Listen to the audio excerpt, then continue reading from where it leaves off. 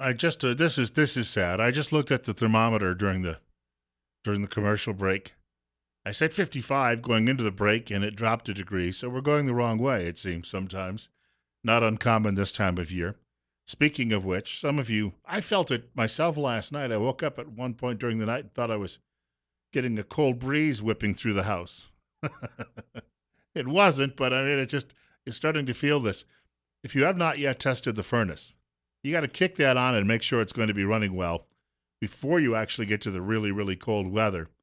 When you do that and then realize that you may have a need and that need is going to be somewhat pressing, well, what you got to do is you've got to give a telephone call to the folks at Ramsey Heating and Electric. Hard winter, cold winter could be on the way, and already some signs of that. If you have an issue, Ramsey Heating and Electric will send someone out and make sure the job is done, and they'll do it right the first time. And problem-free, cozy winters are found at Ramsey Heating and Electric, located at 2600 Overland Avenue in Burley. The telephone number, 678-0459. Ramsey Heating and Electric, where they sell warm winters and cool summers. It's 925. Bill Colley with you this morning on Top Story on News Radio 1310 KLIX and newsradio1310.com. Telephone number to reach our program, 736-0300. And you're on the air. I was just calling to comment on the Maxine Bell and the Zitto little interviews you did. Right. It's kind of funny. I don't know if anyone else noticed, but the difference, Maxine Bell seems to be interested more in what the government can do for you, and Zitto seems to do the opposite, which I guess that's an indicator of where she comes from. There's still rugged individualism in the farming community, but not so much in the city. I just thought that was an interesting observation. Well, and both Christy Zitto and Megan Blanksma coming from that same district, but almost just a few miles apart, even though it's a geographically big district, both talked about rural issues. One about the fact that they have so little internet connectivity, and the other really about getting the government out of the way, especially the federal government. But it does show you that the differences, these people are reflective of what their constituents often are thinking or doing as well. Yeah, Americans are socialists more than you know. I suppose there's some truth to that. I do thank you. In fact, this morning I was reading a story from Heritage and Heritage Foundation, and it said that Americans don't seem to realize just how bad things are when it comes to a lot of the programs we believe are going to be with us, are always going to be there. Do you realize there's one estimate that says it will take, this is an astounding figure, $50 trillion, that's trillion with a T, to maintain Social Security, Medicaid, and Medicare. That's 50 trillion with a T. Gross domestic product in any given year might be anywhere from 15 to 18 trillion. In other words, it is ridiculously unsustainable. And yet, I don't think most people realize that. And these programs are, whether you like them or not, they are socialistic programs. I mean, let's be honest. By definition, they are. 927, you're up next. You're on KLIX. That's exactly right. Ridiculously unsustainable. And then these environmentalists talk about sustainability, and they're so full of you know what. You just want to scream. And then you think about our younger generation, and you say to yourself, you know, I have 11 children. I've said it before, but my children know better. My dad used to say to me, you're old enough to know better. Well, my children know better. It's not been easy, and there's times when they fought back, but they start to realize that in order to have a good life, you have to have a good environment. And I'm not talking about the forest and the wildlife, even though I love them. Just a little point about where our society is going. I don't know if you've ever heard of the Burning Man event down north of Reno, Nevada. Yes, sick, twisted environment that is. It is so decadent you can't even imagine. These people they spend the whole weekend on dope and their orgies, and they're just hippies. I don't know where these people work, if they have jobs. But my brother-in-law is here, and then he goes back to Stockton, California. And he says, literally, I cannot go because there's so many people leaving Burning Man that it plugs the freeway and you go over Donner Summit, for instance. And it's just unbelievable. You see, will we ever be able to save those people, these young people? Will they ever know better? I don't know, Bill. Thanks. Thank you. Well, perhaps they're realizing that they're going to turn the entire country into Burning Man, because when we can no longer afford these programs, it will be somewhat of a Mad Max style world out there, and Burning Man uh, would seem to fit well into one of those movies as far as the decadence and immorality and potential violence and all of these things taking place. Coming up on 9:30, Bill Colley with you on Top Story this morning on News Radio 1310 KLIX and newsradio1310.com. I just saw a headline at Drudge. It says Capitol Hill Republicans have come to an agreement, or at least they've come to a comfortable understanding that Donald Trump may be the president, and they're going to be okay with that. Gosh, how many months did that take? I was just telling somebody off air today, I said, Trump is like one of those guys. Yeah, he may be a bit of a rogue at times and a scoundrel, but he's a likable enough guy, and I think that's beginning to translate to the modern electorate. More details coming up. If you have a need to have your hearing checked, or you want to talk to somebody who could help you out with that, Dr. Christine Pickup is going to be joining us in studio tomorrow morning. Actually got to talk to Dr. Pickup and her husband. I saw them Saturday at Pizza Pie Cafe. Hadn't seen them in nearly a year, and just how odd it would seem to run into them. They're all the way over from the Rupert area having lunch, and I was a few blocks from home, and I stopped in for lunch, and they were the first people I ran into, and here they are coming in studio this week. Did you know that your hearing health and brain health are connected? At Mount Harrison Audiology, Dr. Pickup is studying the research on cognitive health and hearing, and the most recent findings prove that when hearing loss is addressed with hearing aids, the effects of cognitive decline are greatly diminished. Hearing is critical for communication, for connection to others, and for overall well-being. Now would be the time to improve your hearing. Call Mount Harrison Audiology for an appointment today. The telephone number is 312-0957. It's 9:30, coming up on 9:35. Bill Colley with you on Top Story this morning on News Radio 1310, KLIX and newsradio1310.com. My gosh, folks in mainstream media are really stressing the last few days over some of the polling numbers they're seeing when it comes to the race between Donald Trump and Hillary Clinton. Over at CNN, Carol Costello, who's very good to look at, unfortunately very liberal, actually decided to step out from her role as news anchor and to try to spin the numbers in favor of Hillary Clinton after realizing that CNN's own poll yesterday showed Clinton in the back of the pack now. Well, a couple of points behind Trump. Among independents, and I'm just going to grab my sheet here, Clinton seems to be in trouble with independents. According to the CNN RSC poll, Mr. Trump does better with independents, 49% to 29%. And I think that's what you're seeing in the CNN poll, yes. Okay. So just a final question, because I do want to put this poll into perspective. So Clinton, it seems to me, Clinton did not lose support to Donald Trump. Right. Trump gained support. So what does that tell us, Jason? See, in other words, Clinton's not actually losing it. No, everything's fine. No, coming up roses. Pay no attention to that scandal over there and the lies and the Russians and Chinese reading all of her emails. Pay no attention, Benghazi. That never, just a funny named city in Libya. Yeah, that's the ticket. Who was it? Larry Sabato was on TV last night with Megyn Kelly and said, well, you can't cherry pick polls. She's still ahead in most of the averages. Still being the operative, because the lead is just shrinking. The latest this morning is that her good pal Sidney Blumenthal, who was not a member of the government, was emailing back and forth with her on her private server, on her private email account, classified information about the government of Kyrgyzstan, which is one of those Stan Islamic republics located south of Russia, also relatively close to China, which meant the Chinese and Russians were reading those emails. Yeah.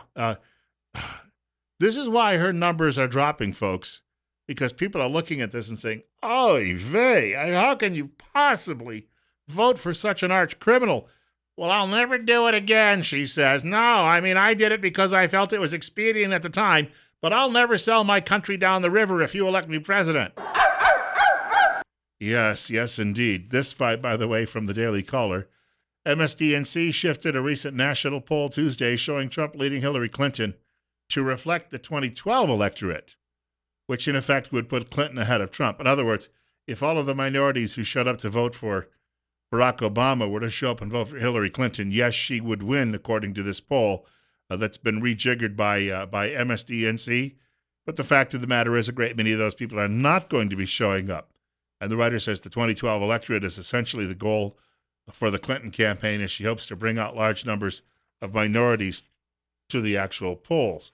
Meanwhile, speaking of all of this going on, there's a fellow by the name of Julian Assange who was also appearing last night on Fox. He was on the air with Sean Hannity, and he is the man behind WikiLeaks. And he says, oh, there are still many, many more juicy Hillary Clinton email trails on the way. The first batch is reasonably soon. We're quite confident about it now. We might put out some teasers as early as the next week or the week after. We have already released thousands of cables by Hillary Clinton where she herself has used this C in brackets and signed it off, and more than 22,000 times that she has received cables from others with this C in brackets. Are you familiar with the name Peter Morici? Peter Morici is one of the nation's top economists. Appears all over as a talking head on TV programs. He's got a newspaper column that he writes, teaches at the University of Maryland. Legendary character among economists around the country, reflecting on the Democrats' adherence to bringing more illegal aliens into our country. And he said, yes, there were times when bringing people into this country as immigrants was a necessity because we had industrialization that was just beginning. We needed to have people do those jobs. But he says now they're a drag on our economy. They're a drag on the people who are already here working, American citizens, because he shows in his column today, he breaks it down. He shows you the actual figures of how it is hurting working class Americans who are already citizens. You know what the Democrat Party is? They've got a message for that old constituency. That used to be the backbone of the Democrats. You know what that message is today? If you're a miner or you're just somebody out there trying to make a living, or you used to work in a factory, or you work on a farm, it's basically this. Hey, white trash, drop dead. Because, of course, all of their Silicon Valley folks and friends and their Goldman Sachs friends, they want all of that cheap labor from south of the border. More details coming up. I can only stand a few minutes of it because if I had a brick, I'd throw it at the TV set. And I don't want to do that because I have a nice new flat panel in the living room.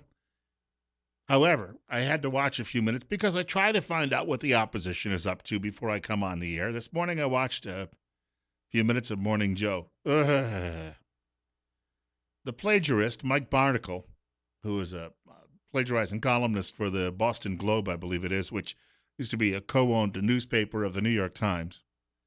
He was claiming this morning on that show that he only wished media would be as harsh with Trump as they were with Hillary Clinton.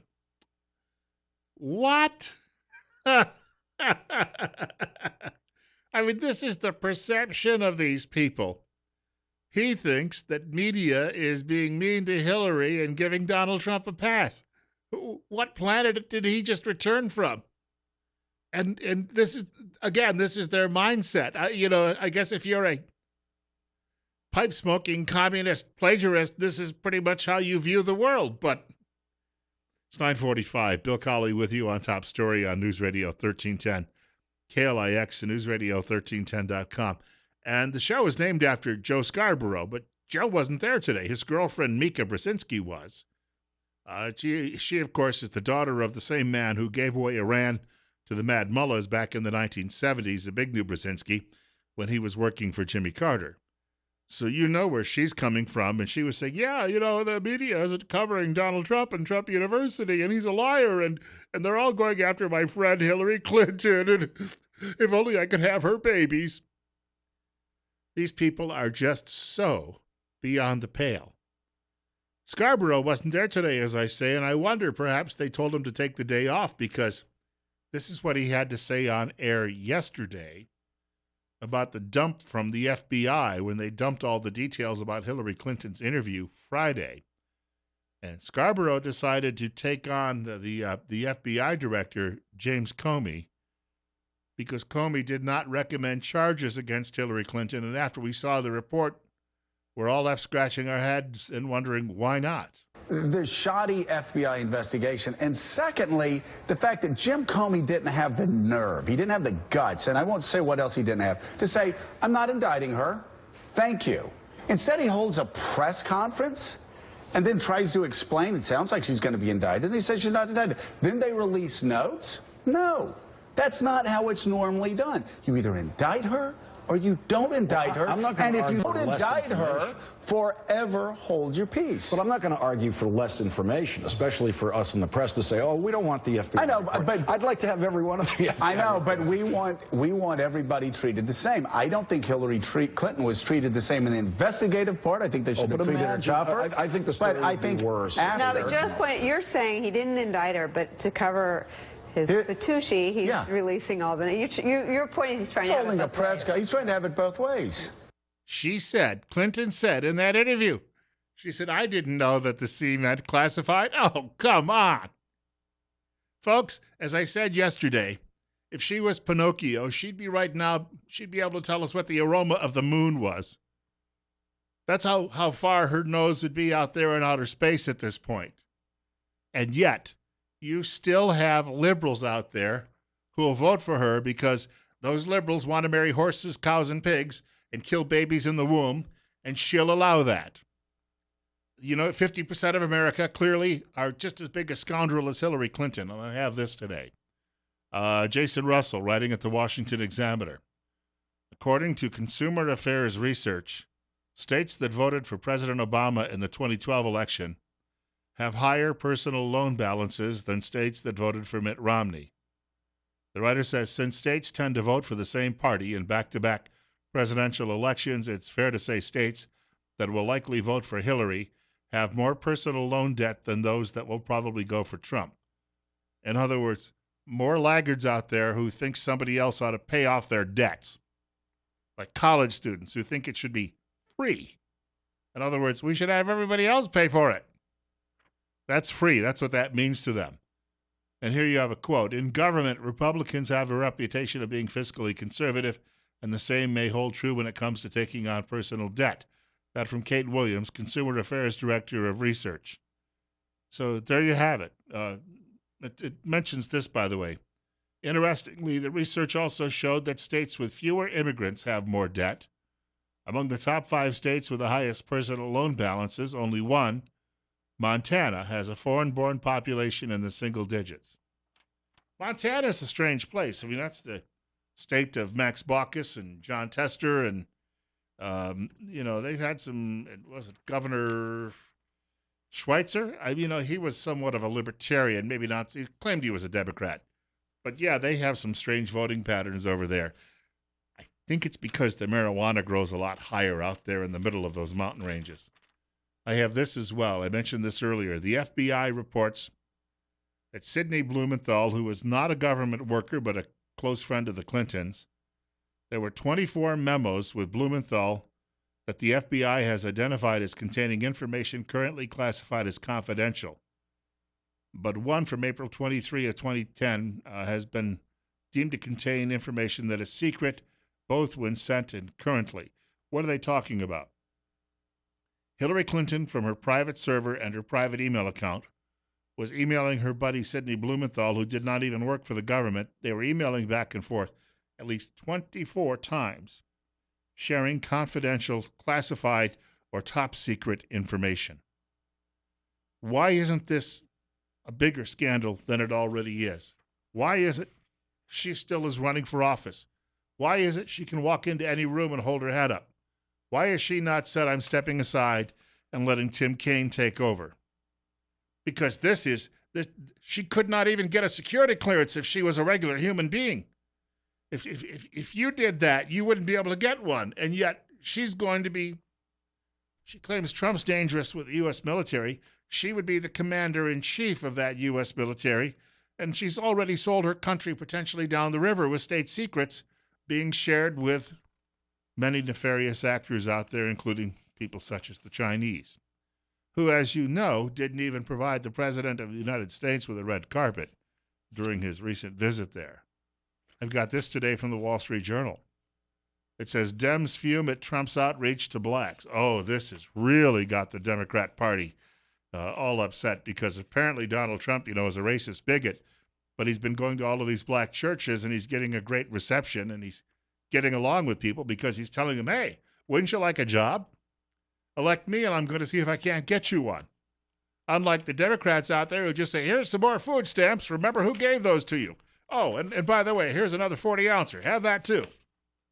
Donald Trump visited a black neighborhood in Philadelphia on Friday and a black church, according to the writer, in Detroit on Saturday, and liberals went berserk. If he'd known Democrats were so fearful of GOP black outreach, perhaps Mr. Trump wouldn't have waited until 2 months before Election Day to start campaigning in inner cities. And he goes on to say a Clinton campaign official called Mr. Trump's Philadelphia visit an offensive gimmick. What could be offensive about that? If he didn't go, they'd claim, oh, he hasn't talked to any black people. But if he does go, then they claim, oh, it's terrible. He soiled the black church by walking in. Democrats, the writer said, the writer, by the way, is Jason Riley. He says Democrats are calling Mr. Trump names because they can't defend their track record. Homicides in Philadelphia rose last year and are up 6% this year. In 2015, Detroit students scored the lowest among big city school districts on national math and reading tests. That's because these cities are controlled by what party? Detroit over the weekend had more shootings than Chicago, which Chicago's had what, 2,000 so far this year? And that city is controlled by, again, what's the political party in charge? Historically, how long has that political party been there? Yeah, I don't think you need to be, you get 3 guesses, the first 2 don't count. And I've got this, recovering from Hillary's security lapses, David Perdue writing at the Washington Times, and he says Hillary Clinton was there for the so-called Russia reset that sparked renewed aggression from Russia. Mrs. Clinton was there when President Obama prematurely pulled out of Iraq against the advice of his own generals and created a vacuum for the Islamic State to explode across the Middle East. She was there when Mr. Obama drew a red line in Syria, and his failure to enforce that red line encouraged further violence by Bashar Assad against his own people. This goes on for about 3 pages. It's well done.